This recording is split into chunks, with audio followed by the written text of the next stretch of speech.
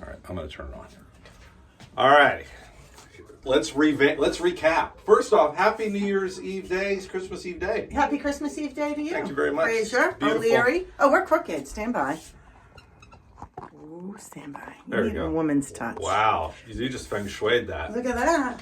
Welcome to the studio, JanineDarver.com studio. I thought Janine was going in for a hug. Did you notice that? Well, calm down. Just put it together. Hug. Keep it together. My foot kicked up in the back, but they couldn't see it. Oh, okay.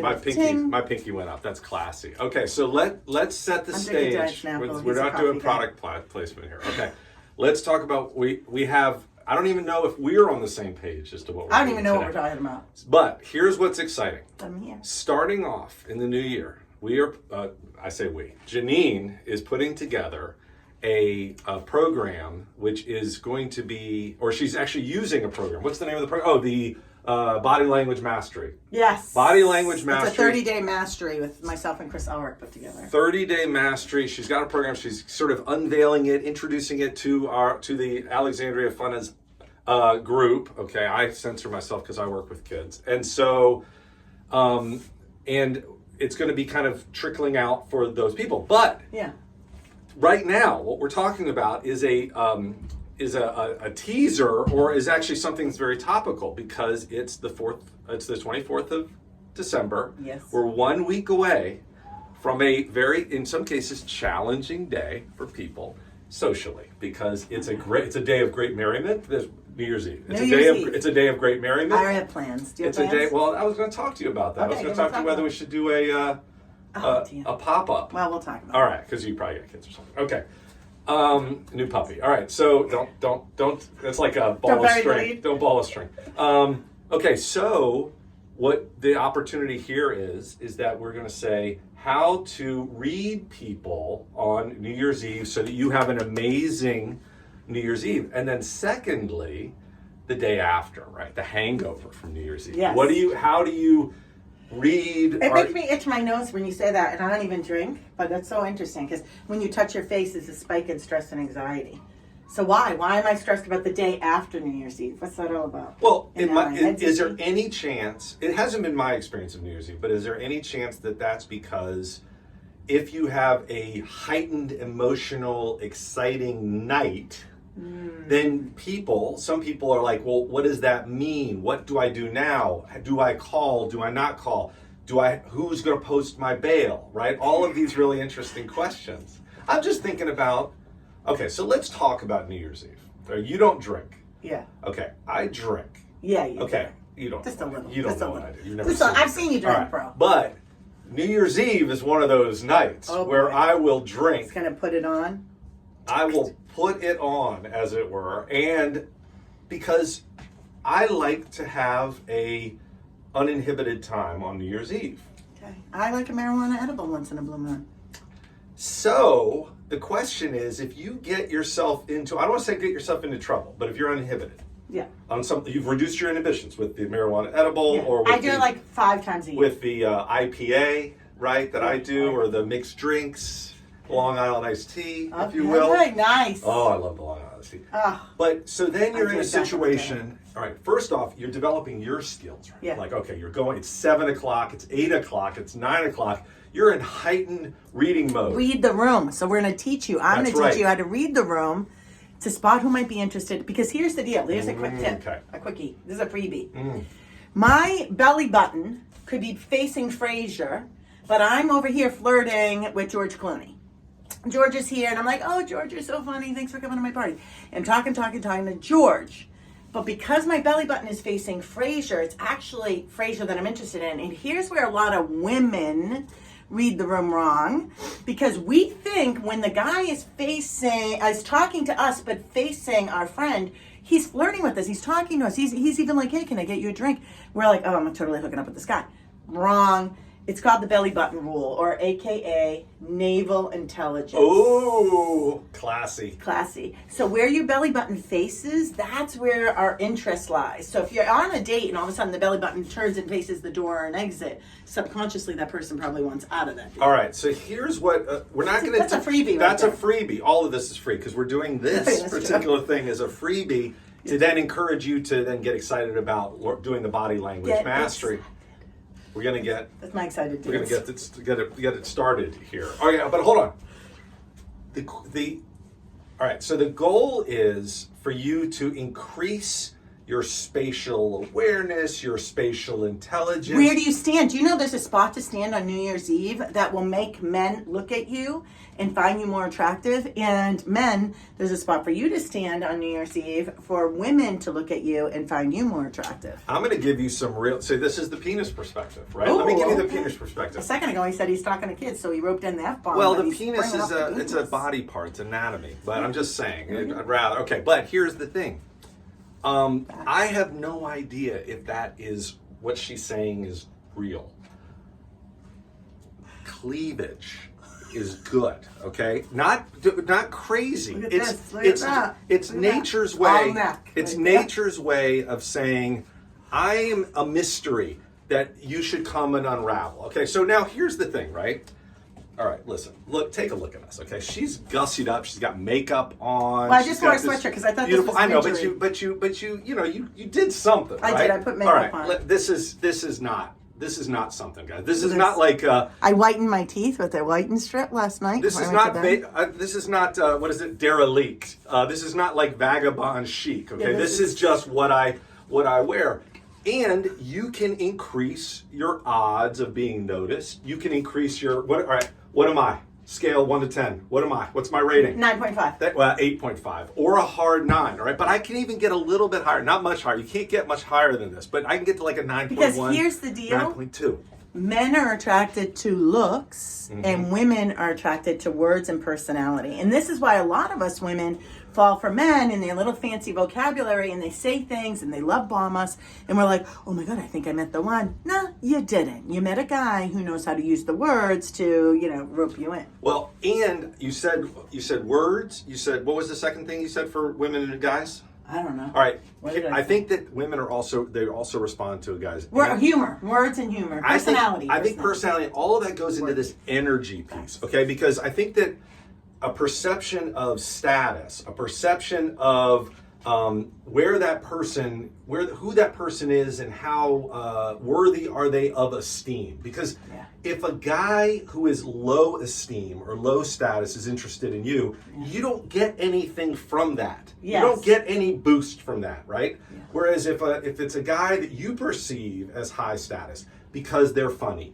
because they're running the room, because they're a musician, because they're whatever, then you're like, oh, this guy is giving me a little bit of his whatever. Now, with guys, it's not exactly... Big D energy, I think, is a song. Well, but it doesn't have to be big D energy. It can be a very calm energy. It's just that... But that is big D energy. Oh. Big D energy isn't like, it's that a was what calm that was. confidence. Oh, No. I thought it was... It's a calm confidence. It's a swagger that a person has where you're like, oh, that guy's not much to look at. Look at this outfit.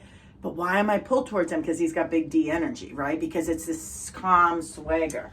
With guys, so I've heard this said, or I've said it. I don't remember which, but like, if a guy is in a room and other women are flocking to him, finding him attractive, he comes in with an attractive woman. Yeah. That elevates his value to other women. Yes.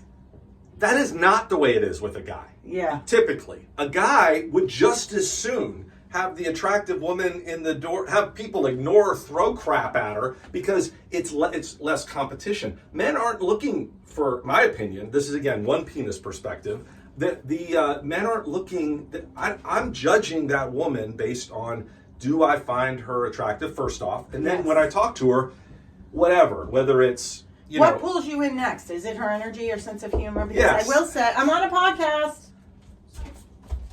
What's up? Is it an emergency? Pepper needs a bath. Okay, why? She ran around and... All right, I'm on a podcast. I'm doing it live. All right, just keep attention on it. She'll be fine. She's a dog.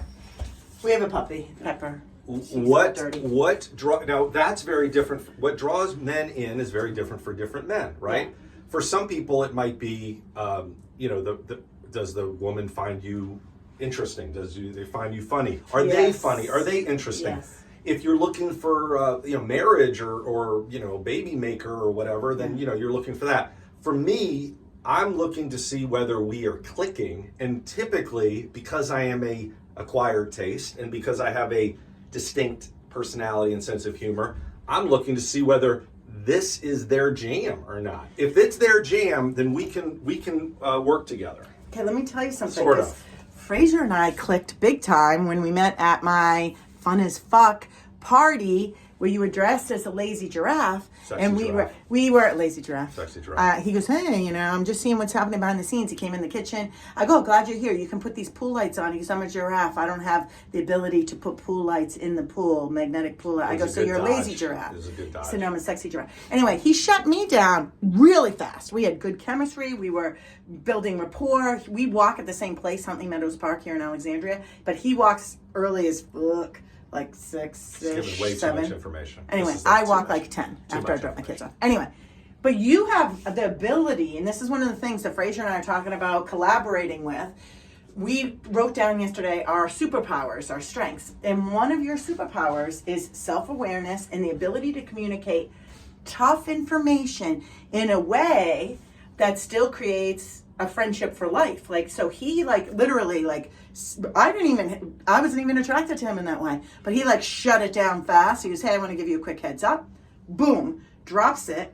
And we're friends for now months. She's completely misremembering. 8 or 9 months. Why was I? Did I flirt with you? I flirt with everybody. It was that we were both on a dating sabbatical. We Oh, were yeah, both. that's true. I was saying to her that I true. had just started a 6-month dating sabbatical, and she had said, "Oh my God, I am starting." 6 months. She did her math wrong. She thought it was 9 months or whatever. It was actually 6 months. Doesn't matter. It was April Fool's. Bottom line, it was April Fool's.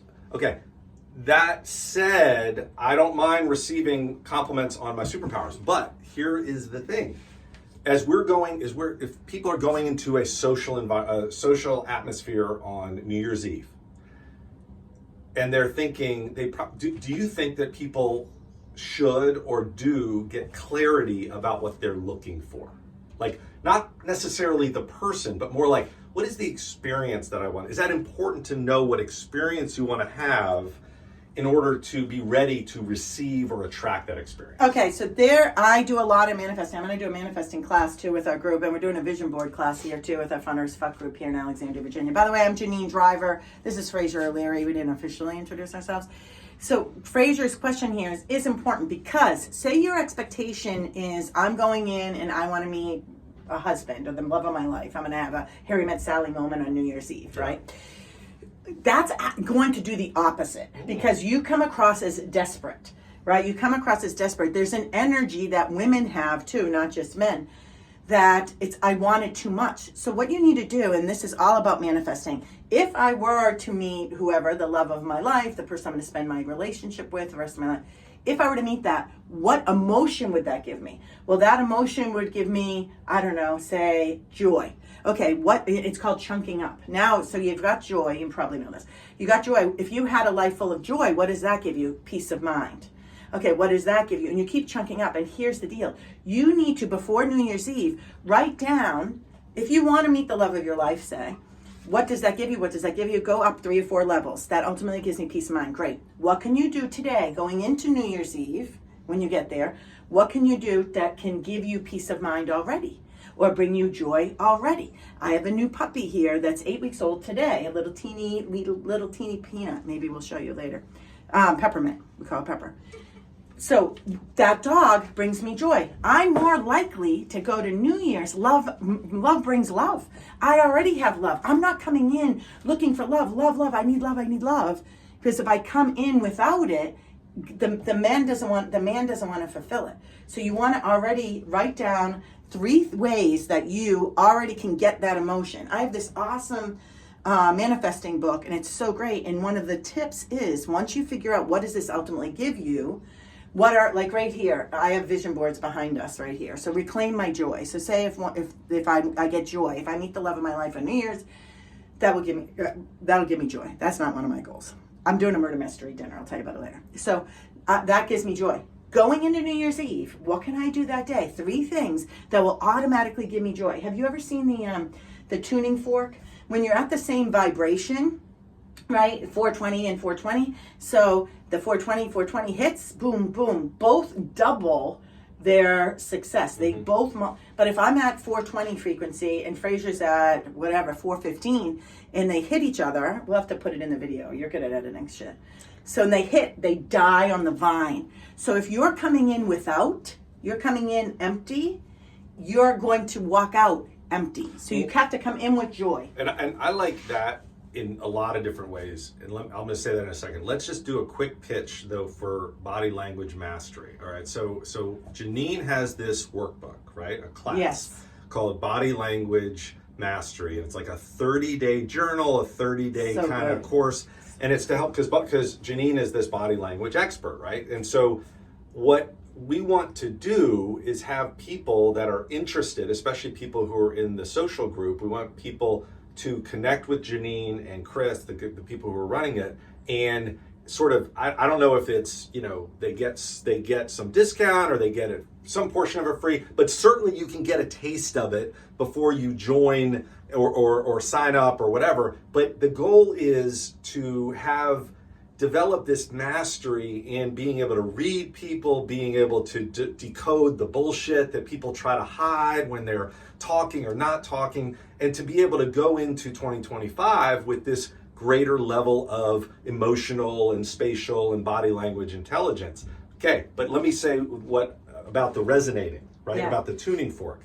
I was thinking today at our place at Huntley Meadows, I was just thinking about this question that is something that's high prevalence for me is like, am I able to be the way I am, the personality that I am, and attract a person? Or I've learned a lot, or like gotten a lot of messages like, oh, you're too this, right? You're too, I mean, that's what happens when you're married and divorced. You get. I'll give you a little spoiler. You get some messages, and so the concept. That was the perfect one. Perfect one.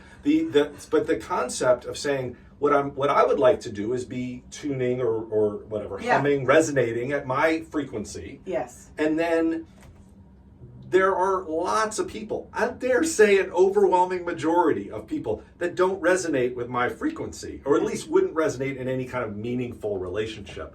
But there may be, it's possible at least, that there's somebody out there that resonates. But I'm not going to find the person who resonates with somebody at my frequency if I'm not resonating at my frequency. So fundamentally, now here's the thing. Go back to New Year's Eve. For me, New Year's Eve is about a rich experience. Yeah. I have no expectation. I have no need to meet the love of my life on New Year's Eve. Would it be a bonus? Oh, absolutely. Would it be fantastic? Would it be super cool to have a magical evening with somebody and then the next day be super excited about going and seeing them or whatever? That would be magnificent. Not my expectation. For me, going out on New Year's Eve would be about decreasing inhibitions, connecting with other people who have sufficiently decreased their inhibitions so that this shows up as attractive, and having a rich experience together. Okay. And then have them have regrets, which is perfect for me because I'm not having those regrets. All right, quick sidebar of something you just said that's really important. We're talking about New Year's Eve, but I want to spill this into the dating world briefly. Fraser said he wants to eventually meet someone at his frequency, but he's not going to do that if he's not showing up at his frequency, right? Let's recap that briefly. When you go on dates and the guy says, hey, let's meet at this bar, but I'm a non-drinker, I'll never go on a first date at a bar. Why? Because I'm not going to be at my frequency at a bar. I don't hang out at bars. Not in, I don't even know, 25 years. So if this sounds totally dorky, but some of my favorite dates, I went on a date a couple weeks ago at the Silver Diner. In Springfield. It was a great date, 10 out of 10. I mean, he wasn't my person, but I had a great date. I eat at the Silver Diner with my kids, with my ex-husband, with my beau pair. So that, I get to show up at my frequency. I had another date a couple years ago. It was an awesome date. Outback Steakhouse.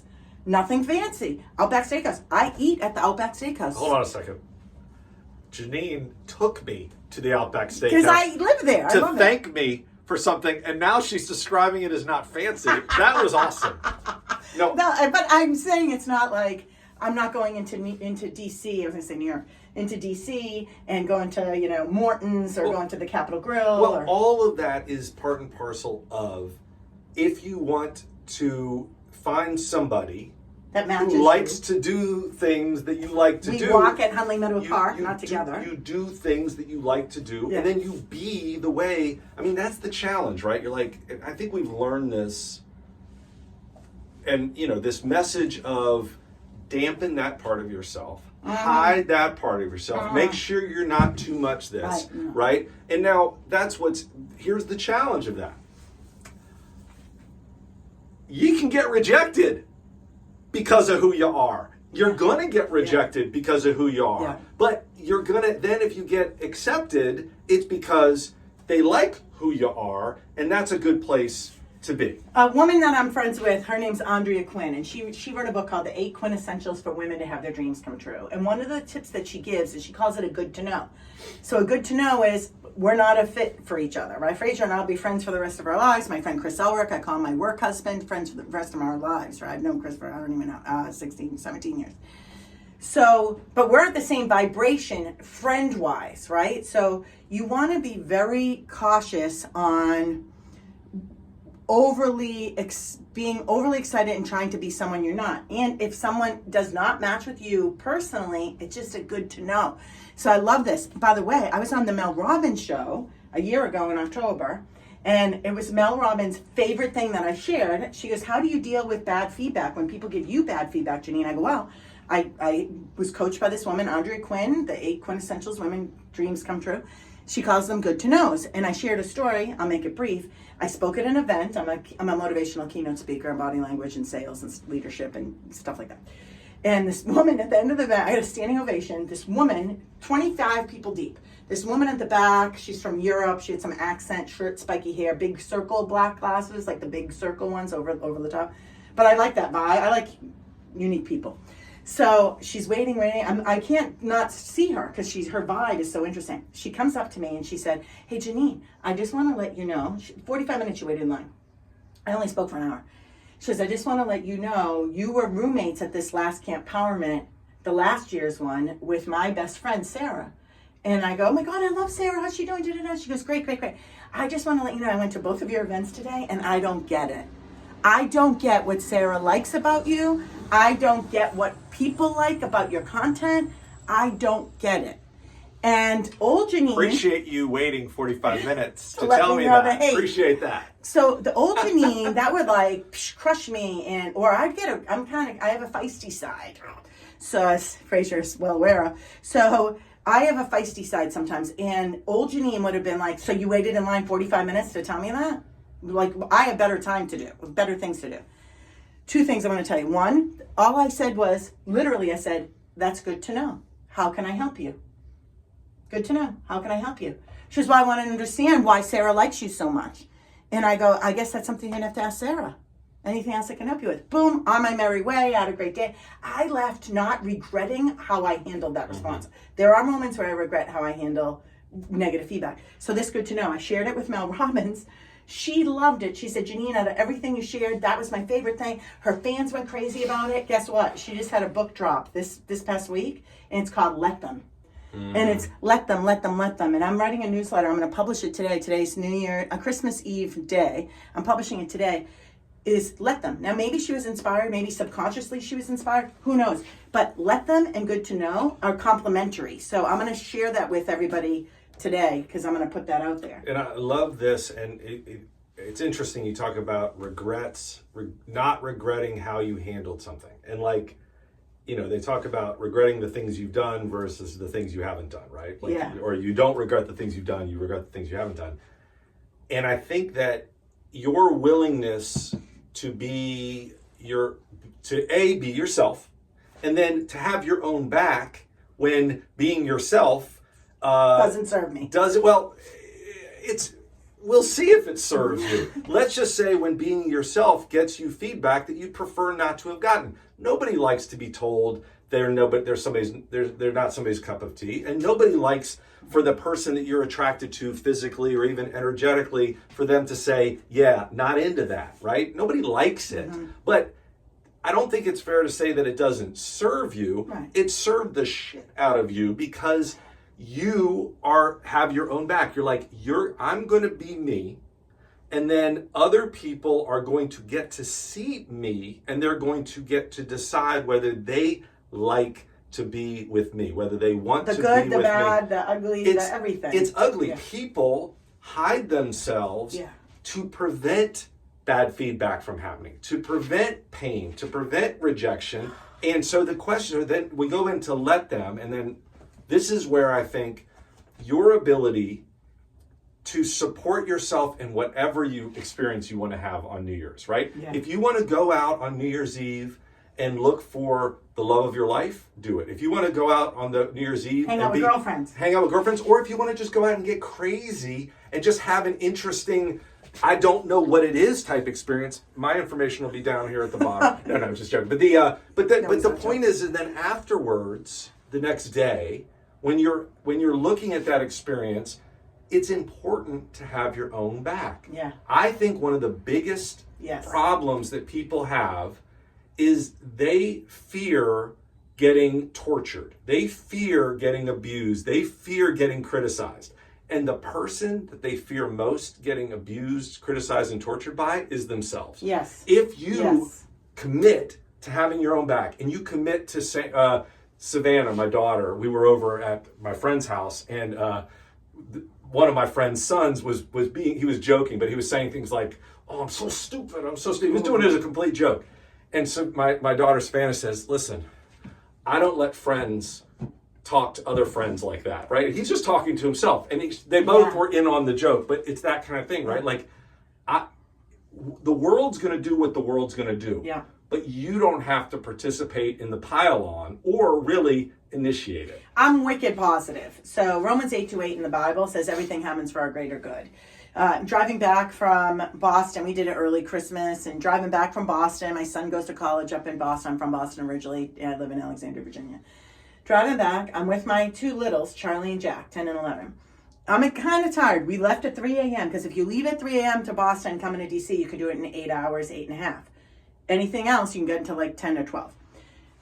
We are almost at the bridge in New York. What's that big bridge that you go over from New England to here? The George Washington Bridge, GW Bridge. We're right there. The last exit, I'm like, I better get off because sometimes you can get stuck in traffic on the bridge to go to the bathroom because I had been driving for hours. Went through Massachusetts, Connecticut. Now we're right there at the cusp of New York. Get off. We go into the CVS.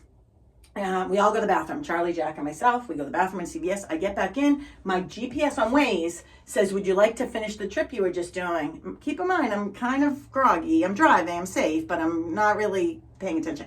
I put yes. I just start driving. I'm on autopilot, not paying attention. You're going back to Boston? And all of a sudden, I see a sign that says, "Welcome to Massachusetts." I drove all the way back through Connecticut. The Waze was taking me back to the Airbnb I rented. Mm-hmm. So guess what? When I turned around and had to drive back to DC, that trip that would have taken me 8.5 hours took 14.5 hours. Legit, 14.5 hours. Mm-hmm. When I turn around, I'm not saying when bad things happen that to not experience it. You're going to experience it. But Dr. Dan Siegel says, name it to tame it. When you can name how you're feeling and just say, wow, anger's visiting. Not I am angry, because I am angry, I'm becoming anger. And now you're going to attract other anger and other problems. So you say, wow, I'm experiencing anger right now. You can stay for the next 5 minutes, but then I've got to be positive. So I said to Charlie and Jack, this is a great learning opportunity for us guys. First, let's scream as loud as we can. And I went, ah! And they went, ah! And I go, louder! And we all screamed as loud as we could. Ah! We screamed. I go, great. Now, God probably just saved us, or universe, or whatever you believe, from getting in an accident. These extra hours is a blessing. I don't know how, because I don't know the end game, but I know without a doubt, going from 8 hours to 8.5 to 14.5 was somehow a blessing for me. Maybe it was to just teach my kids a lesson when strife happens, when a detour happens in life, that you can scream, name it to tame it, and then it's just a good to know, right? Reframe your experience. One last quick little story. We're friends with Nina, a friend of ours in the meetup group, Nina. I'm really good at manifesting, and I'm always learning new tricks about manifesting, and they work fabulously. So I'm looking out the window because the window's open. Anyway, Nina goes, I'm not good at manifesting. You're right. I remember I spoke once at Georgetown University, and it was how to get a job if you want. And it was a grad school program. And a woman said at the end of my presentation, Janine, is there a question you would ask at that? I'm doing a group interview tomorrow. Is there a question you would ask? I said, yes. At the end of the interview, I would say to each of the people interviewing me, now that you've met me, how do I measure up to the ideal candidate position? The ideal candidate that you have in mind, how do I measure up to what you have in mind? And I would say it to all 5 people. And I go, now I'm going to tell you, they're going to laugh first because it's going to catch them off guard. And then they're going to give me the answer. And now they might say, Janine, we're looking for someone who's a stronger writing background. Well, I'm actually a New York Times bestselling author, blah, blah, blah, blah, blah.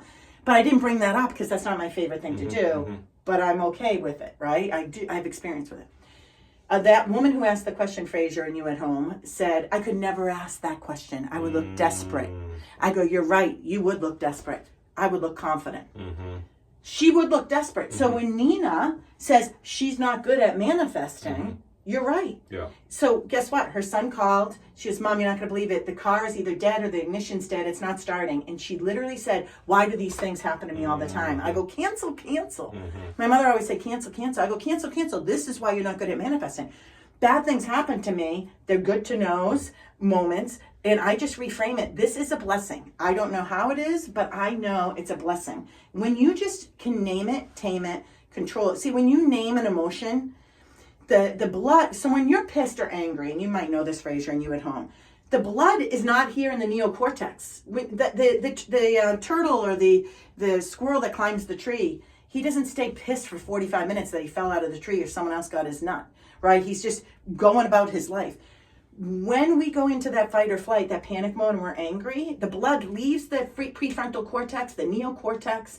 It leaves this area and it's going down into survival. So your brain, when you get pissed or you get angry or you get scared, literally your body and brain begin to think a lion is chasing you and you're not making good decisions. So anytime something bad happens, Dr. Dan Siegel, check him out, name it to tame it. When you name something and categorize it, the blood and awareness has to come back to the prefrontal cortex because this is where we start to label things. It's like a forcing mechanism. We're forcing to get back into being smarter human, thinking. Yes. as opposed to being an animal. Yes.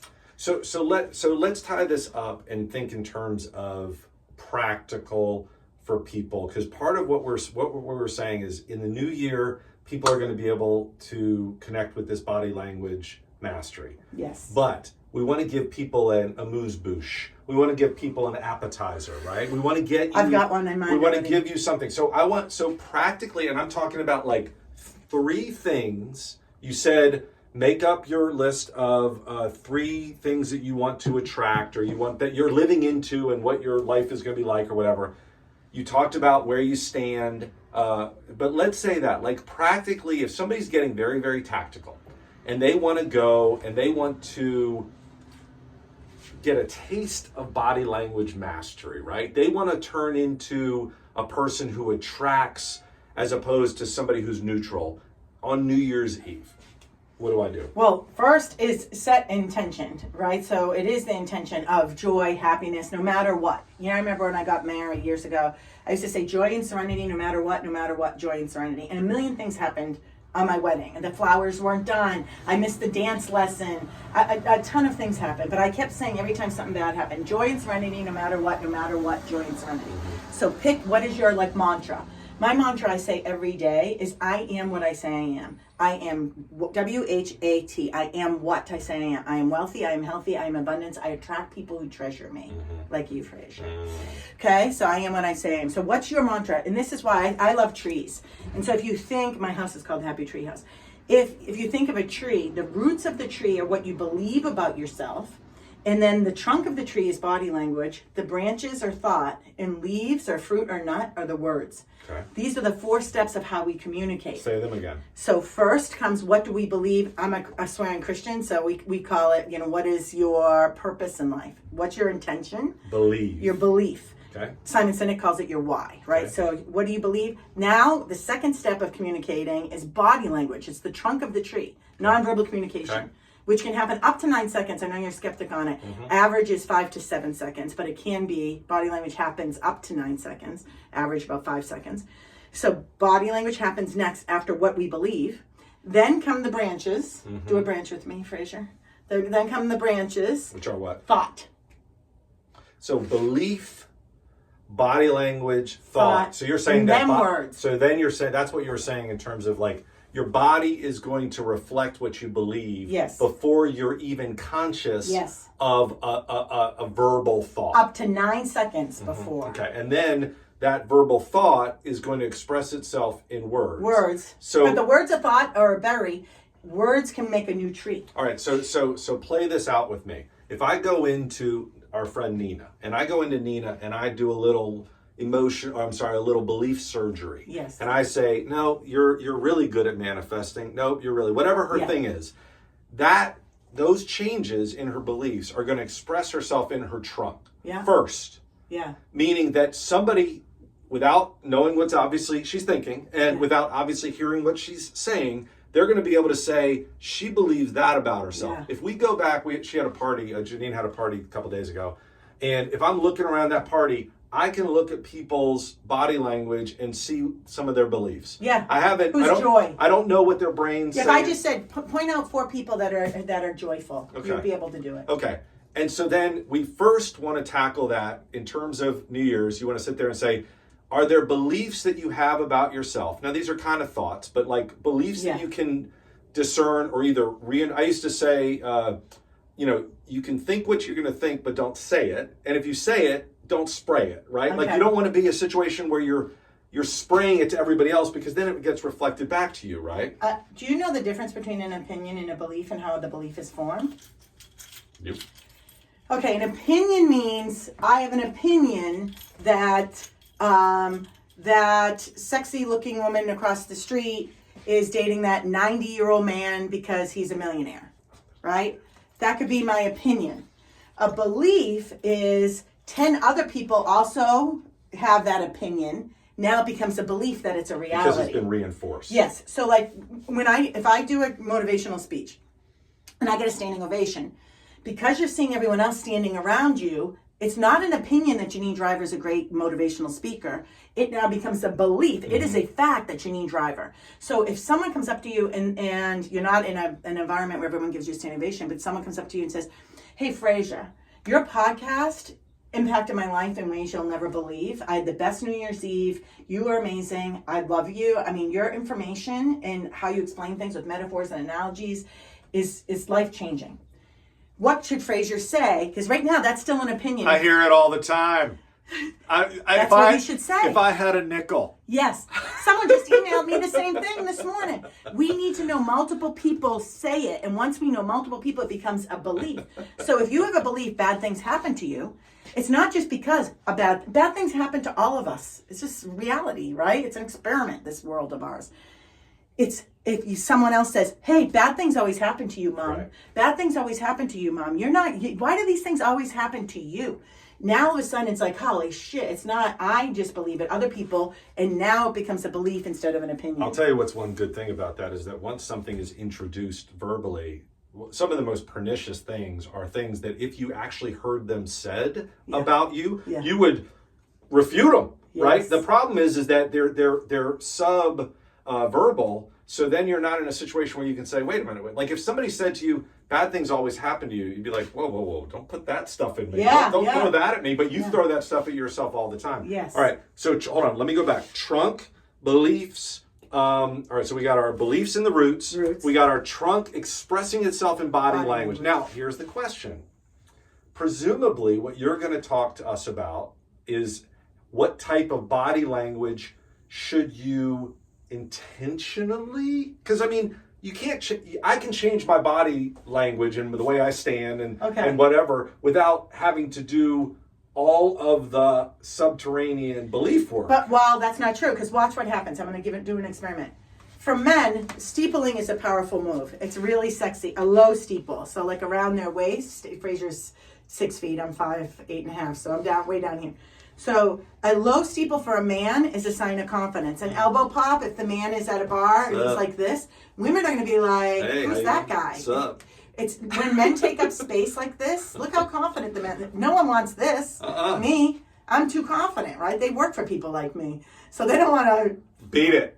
date people like me, let's say. Wait, what? So, when I'm too confident, right? Wait, are you talking about you or me? Well, this is hot, right? Yeah. So confidence. But imagine if your belief is you're insecure. No one likes you. You're still going to do it, but your shoulders are up high. You're going to steeple, but you're going to steeple like this. And now we look at you and there's a disconnect. We're like, that guy is weird. Yeah. Why? Because you're not pulling it off. But if It's intellect, cognitive dissonance, It is. emotional body Cognitive language dissonance, two competing thoughts at the same time. By the way, what wins on two competing thoughts at the same time is whichever one has the behavior connected to it. So look at this. His belief is that he's badass. He is. He's awesome. 8.5. 8.5. I give you what? A 9.2. You gave me a 9.2. I always give an extra 5 for friends. It's a great inflation. 5. Yeah, what, golf. What do they say? Yeah, It's yeah, handicap. I give them a handicap. 5 handicap. Good. So men want to take up space, but it comes from I am confident first. I am valuable. I have something great to give. It's surrounding yourself in the energy you want to then attract. Women, we want to actually not be overly big. We want to be open though. Our neck dimple right here is vulnerability. The worst thing women can do on New Year's is wear a dress or a giant turtleneck. Look at this beautiful neck of mine, right? So this is vulnerability. To show you my turtleneck. I am trying to bring the turtleneck back. Are you trying to bring it back? Everybody tells me I look horrible in the turtleneck. I'm bringing that Everybody turtleneck. looks bad in a turtleneck. I know, but it's Keanu Reeves in The Lake House, or honestly John Wick. He does a turtleneck and a dish. And so did what's her face that's in jail for scamming all the billionaires, Theranos. Oh, Elizabeth right, Holmes. Theranos. That's right. Steve Jobs. All right, we're doing the turtleneck. What's her face with wears the hats all the time? Always wears a turtleneck. Cruella The de Vil. actress. No, the other one that dated. What's his name? All right, but anyway, open for women, right? So for a variety of Okay. reasons. you don't have to show all the. I didn't say huge amount. Just But a we want smidge. no turtlenecks. Why? Because this is vulnerability. It's very feminine. We want to have our body language open, our neck dimple, our belly button, and I call it the naughty bits, the lower extremities. Our hands should be relaxed by our side. It's okay if you did like a little elbow pop on the bar. I think this. jaunty. Yeah, this all right. Maybe a cigarette holder. The crossed arm that Fraser's doing here is I'm listening to you. So this works. See, he's even doing sound effects as if you are listening to the conversation. It's like, I'm not going to interrupt you. That's the only time it's okay to cross that arm. So women want to be this open. Here's another mistake women make is women wear these big chunky necklaces and big chunky earrings. And guess who likes them? Other women. Other women. So other women be like, oh my God, I love that necklace. It's so cool. Where'd you get that? And you'll keep wearing it. You're like, I get compliments on this all the time. As long as you're trying to attract, if you're a woman attracting a woman, then knock yourself out. Men do not like big chunky necklaces on women. Small. To be honest with you, that's one of those things where I couldn't verbalize it, but I bet you're 100% right. I would have to see it because it's like, yeah, you want to see. Yeah. Like I have this like hanging down here, like on my neck right here. And I mean, don't get me wrong, it's a baller move to wear a plant or a fake snowy Christmas I had nothing tree. else to grab. So I guess this magnet right here, right? So I have this like necklace that has this big thing right here. Mm-hmm. Well, it's your tracheotomy scar. That's what she speaks through because of her emphysema. Cancel. So right here, what we should do if you're a woman wanting to attract a man is you want a small dainty necklace. I have one that says 1124. It's mark 1124. It's like if you believe it, if you pray to God and you believe that that God can do it, it's as if it's already done. It's a manifesting number, 1124. So it's tiny little thing. And guess what men say to me all the time? What's the 1124? And it's tiny. It's in my bedroom, but it's tiny. Here, one thing that I think is important, and this is where we're talking about your intention. Whatever your intention is or isn't, is okay, right? Like when Janine talks about, if you're wearing that chunky necklace, you're not going to attract a man. That might trigger in some people like, well, my whole business of life is not to attract a man, or whatever. Or I'm a jeweler, or just any. Like, listen, if you just the clearer you are, And the less conflicted you are about your intention, the more likely it is that you're going to attract what you want. If you're looking to attract a bimbo or a himbo, you're more likely to attract it if you're not conflicted about it, right? If you're in there and like, I really want to have a physical experience tonight, but I don't feel right about that, you're conflicted. If you're in a situation where you're like, I want to go and I really would rather be home watching Netflix today than being out in the party, you're conflicted. So getting clear on your conflicts. But here's what I would say about being your own advocate, being your own best friend. What your experience, as long as you're not hurting anybody and yourself, what you want is okay, right? And what you don't want is okay. If you're in a place where you're like, I don't want, because I've been rejected by men or women, or because I don't like the feeling of trying to attract people, I don't want to live into that. That's fine. Just don't be conflicted and think, but I really want to attract a man or a woman. It's okay, either way. Sidebar, stop judging your fucking friends for doing what they want to do. One of my good friends, a woman, and one of my best friends on earth, had relations with 3 roommates, 3 men, but it was over 2 years. She became best friends with these 3 guys. First guy she started dating. She's even trying to explain it away. Even subconsciously, you're trying to say like, it's okay, it was over 2 years, as if it would have been bad if it was over 2 nights. No, but I think a lot of people jump to conclusions when you say she had sex with 3 guys that were all roommates. Like, it's a different experience, which would have been fine if that was her experience. But so she had a relationship with this one guy, became best friends with the roommates. That ended after a couple months. Still best friends because on Myers-Briggs, she's an ENTP something. I'm an ENFP. I'm emotions, she's logic. Anyway, here's the story. I come back from a trip one time. I call her, I'm talking, and she said to me, Janine, I just completed my Pokemon collection. I go, what? What do you mean you completed your Pokemon collection? Are you telling me you had sex with the 3rd roommate? Because she had a big crush on him for the last 7 months before this whole thing ended. So she's like, yeah, oh my God, it was amazing. I thought it was so cool. I'm high-fiving her. I'm like, great. That experience is not something I want from me, but I was so happy that she had that experience. Here's the deal. She has other friends that stopped being her friend because of that. They labeled her. They called her all this negative stuff. They started talking behind her back. So yes, it's great for us to know what you want in New Year's. And my invitation to you is to consider being very careful about judging your friends' experiences because they're different than what you might want. Fraser's going to get lit. I don't drink. I don't care about that. I can have an opinion that I don't want to wake up with a hangover the day after. That's my opinion. Okay. But I'm not going to judge him and say he's whatever, too old for this shenanigans, right? So it's an opinion versus a judgment. When I did stand-up comedy in my 20s, I had a comedy coach, Tim Davis. He used to say, if you walk around judging everybody and you stand on the stage and a joke doesn't work, you're going to think the whole audience is judging you. Right. So have an opinion about something. My opinion is I would not want to have sex with 3 roommates that I'm friends with. That wouldn't work for me. I'm an emotional beast. Like I just would be a mess. That's my opinion, but I didn't judge my friend. I'm like, that is fucking amazing. You go, girl. I loved that for her. Does that make sense? Yeah. Because I think it's great to have our own intentions for New Year's. And what happens is, if you have very judgmental friends, now we're keeping secrets. I don't want my friends to know this about me. Instead of just be you, man. Well, but the truth of it is, it's not your friends, it's you. You're the one who's judging yourself. Yes. You're the one who doesn't have your own back. So if instead of it being a good to know that this friend doesn't like it. Well, yeah, nobody cares. I mean, you're the only person who truly has access to making yourself feel bad. So it doesn't matter.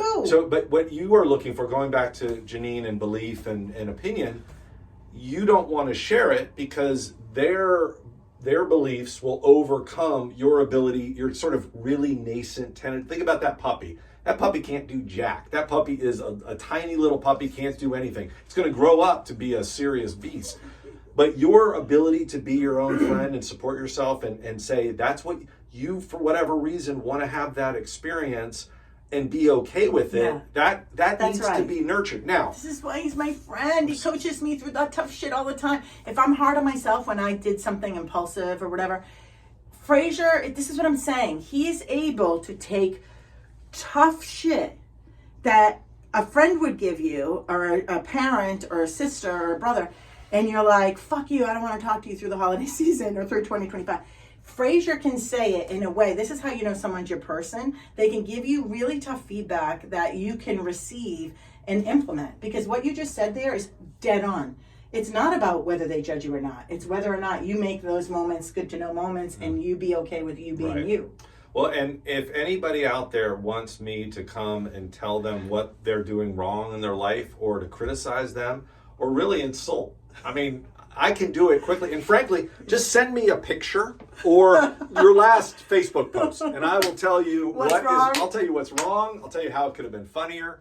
All of those things. All right, last second. Sound good? Yeah. This is thumbs up for Frasier. Wait a We're second. giving you negative feedback. Exactly. All right. First off, if you haven't already, make sure that. Do you have a Facebook page for Not Fun yet. Is F? Okay. Whatever, dude. Okay. Bottom line is there'll be some sort of link below or Yeah, we'll something create like a group that. for that. We should have a Facebook group because it's you All can right, we're gonna create interact. that today. You can Yes. interact differently. Now we're also going to put you on. FAF Alexandria. We're going to go on. Come on, get social. Wait, it's not.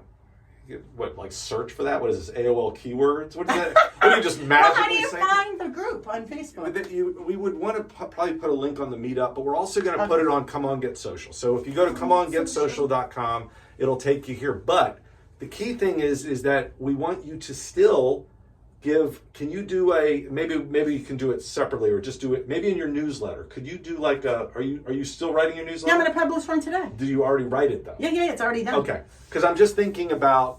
This is that good to know versus I'll let them. So this thing will be however valuable it is for people before New Year's or after New Year's. But the Body Language Institute, Body Language Mastery, the goal is to connect that with the Fun as F group that Janine runs in Alexandria, and we're going to have some parties. We already have. She has parties every month, but the point is that this is a place where you can also, if you're interested in developing those skills, Social skills, reading other people's yeah, skills. not social skills. Sounds like you're like going like it's developing mastery. It's Yes. like developing the ability to discern what other people are doing, to make sure that you're not conveying things you don't want to convey, or better yet, being clear, like you're saying with the roots. Getting clear on things that are showing up whether you want them to or not. Nobody wants other people to read them and them show up as weirdos. Listen, I said earlier, I don't know if you're editing this or not, but I said Nope. my wedding day, I set the intention going into my wedding. But before the wedding gets here, before shit goes wrong, joy and serenity, no matter what, joy and serenity. So anytime something went wrong, which it did, joy and serenity, no matter what, joy and serenity. Guess what happened? No idea. I found out the day after my wedding, I was pregnant. It's like the opposite of a Catholic wedding. Had I known I was pregnant, I could have called off the wedding because I wanted the kid, not the husband. No, my ex-husband and I are good friends. But I found out I was pregnant the next day after my wedding, and I was nauseous that whole morning, and I'm like, is this the wrong decision? Should I not be getting married? I threw up that morning. I found out I was pregnant the day after my wedding. And I tell you this story as we wrap this up because had I not set the intention of joy and serenity, no matter what, joy and serenity, when the flowers weren't ready, when we missed the dance lessons, when the 22-piece orchestra didn't show up when it was supposed to show up, when the Clarendon Ballroom where we got married over here in Clarendon, when it had problems with something, the food or whatever went wrong. My wedding dress didn't fit. I found out the night before. My friends tried to zip it up the night before. I got married on a Sunday. Saturday night, it wouldn't zip up in the back. Yeah, because I was knocked up. I didn't know that. So guess what? We had to go to Walmart before it closed at 11 or midnight, whatever it was. My friend Sissy from Chicago had to sew my dress. She was hammered. She's a drinker like Frasier is on New Year's Eve. And she's hammered. She wakes up with the wedding dress on top of her. She ended up having to hand sew it. As I land the plane, I just want to say, me setting the intention of joy and serenity, no matter what, joy and serenity, literally without me knowing I was pregnant, is a game changer. Because all those things that happened, if my anxiety and stress went higher and higher and higher and higher, who knows what could have happened. So for me, I like to live in a light space, joy and serenity, no matter what, joy and serenity. What is your intention? Take We're gonna have mine. a drinking game where every time she says joy and serenity, no matter what, joy and serenity, no matter what, no matter what, joy and serenity, drink. Take mine or make your own. All right, so come on, Get Social, and you can learn more about the Body Language Institute and Body Language Mastery. We are hooking up some fun things for the new year in and around, for those of you who live in Alexandria or around Alexandria, and we want to help you not only connect with each other, but we want to help you connect with yourself. Yes, and connect with us. We're going to start doing coffees or teas and walks and Yeah. a whole bunch of stuff. We want to build community. So if you have not come to an event and you live in the Northern Virginia area, please come on over. We'd love to get to know you better. This is Fraser O'Leary. Hi, I'm this Janine is Janine Driver. That's right. Bye-bye. Everybody, Happy New Year. Happy